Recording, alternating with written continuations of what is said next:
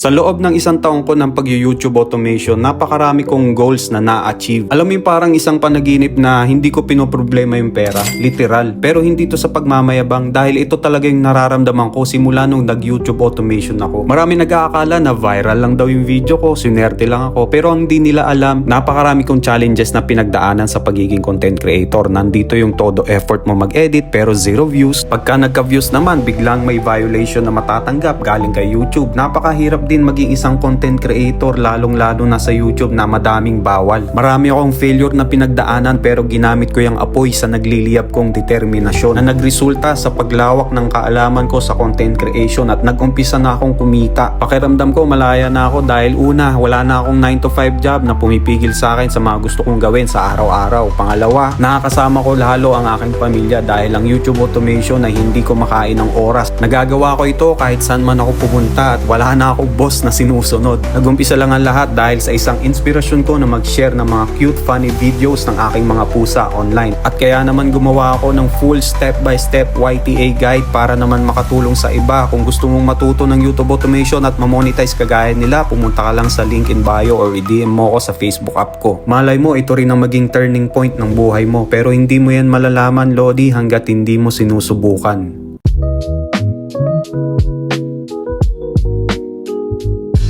Lagi ka bang nakabantay sa views pagka-upload ng video mo o lagi ka nakatutok sa subscriber count? Hindi dapat yan ang mga tinututukan mo, Lodi. Narito ang 3 metric sa analytics na dapat mong bantayan para mataas ang chance mong mamonetize. So stay tuned.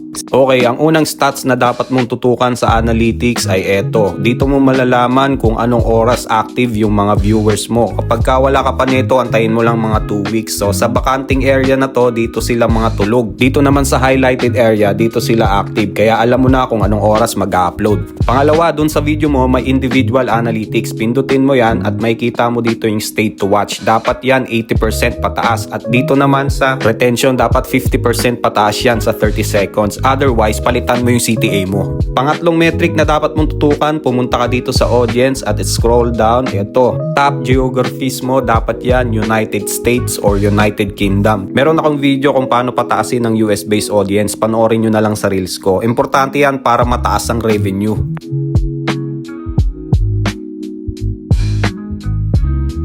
Mga Lodi, tignan nyo tong video ko na to na may million views at mataas na retention rate, 92%. Ayan no. So sisilipin natin tong video na to kung ano yung ginawa kong SEO para magkaroon din kayo ng idea kung paano magka-million views at maraming subscribers. So stay tuned. Okay, explain ko lang kung bakit ito yung channel na lagi kong pinapakita. Dahil ito lang po ang channel na ginawa ko for tutorial purposes only. Dami channel lang po yan at hindi dyan galing ang mga revenue ko. Okay, punta tayo sa content. Meron akong isang video dito na nag-viral, million views. Papasilip ko yung SEO na ginawa ko dito para may idea kayo. So sa title, meron siyang 3 hashtag at sa description, nakalagay lang dito kung ano yung mga nilalaman ng video. Animal commentary niche nga pala to. Meron ding 5 hashtags sa description na related sa video. At pag nag-scroll down ka, makikita mo dito yung mga tags ng mismong video. Naka-optimize na yan at syempre dapat English. So ganun lang kasimple ang SEO ko. Pero again, content mo pa rin na magdadala sa'yo ng million views. Dapat merong context, merong commentary, may sense at dapat nakikipag-interact ka sa mga viewers mo para mataas yung engagement.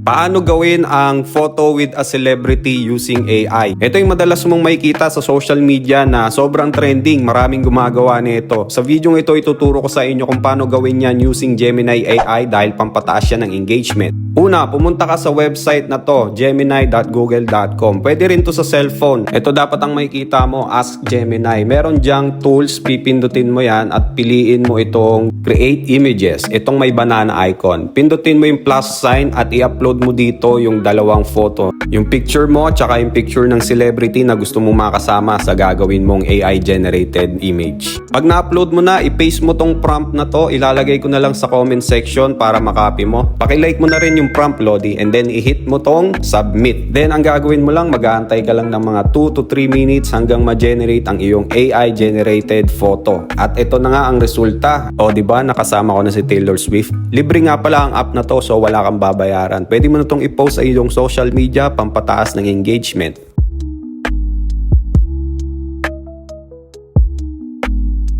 Google Veo 3, libre na nga ba sa YouTube Shorts?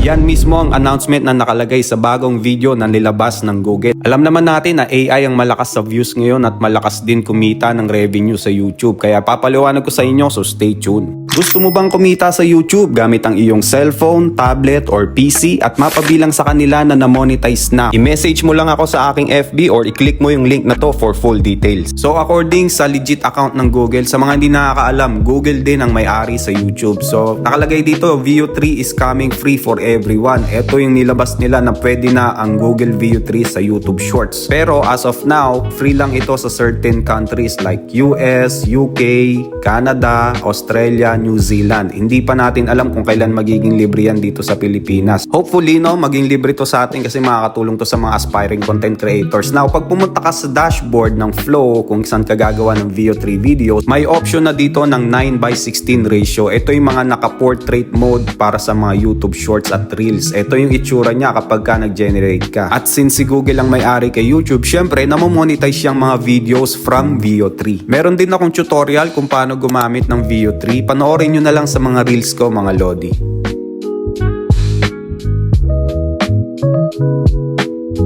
Paano nga ba mag-channel rebrand? Ito'y karaniwang ginagawa kapag ka gusto mong magpalit ng niche or hindi ka makawala sa shadow ban. Sa video ito, ituturo ko sa inyo yung step by step na ginawa ko para ma-rebrand ko yung channel ko at magkaroon ng views at revenue. So stay tuned, mga Lodi. Step number 1, mag-create ng new Gmail account. So punta ka lang sa Google, i-search mo lang yung Gmail and then create account for myself yung piliin mo. I-fill out mo lang yung information yan, lagay mo yung first and last name mo, phone number, sundan mo lang. Pag meron ka ng new Gmail, pumunta ka na doon sa YouTube account mo, dito sa settings, palitan mo yung existing email ng bago. Then hit publish. After neto, pumunta ka naman sa content, i-mark mo lahat ng videos mo at piliin mo yung more actions and then delete forever. Dito mawawala na lahat ng content mo, malinis na yan, eto na lang makikita mo. Now next is, hindi ka muna maggagawa ng content for the next 15 days dahil gagamitin mo muna yung YouTube account na yan sa panonood ng mga random YouTube videos kahit hindi related sa niche na gagawin mo. At syempre, makipag-engage ka sa other viewers, mag-comment ka, mag-like at mag-react. Habang nasa warm-up phase ka, isipin mo na kung anong content ang gagawin mo.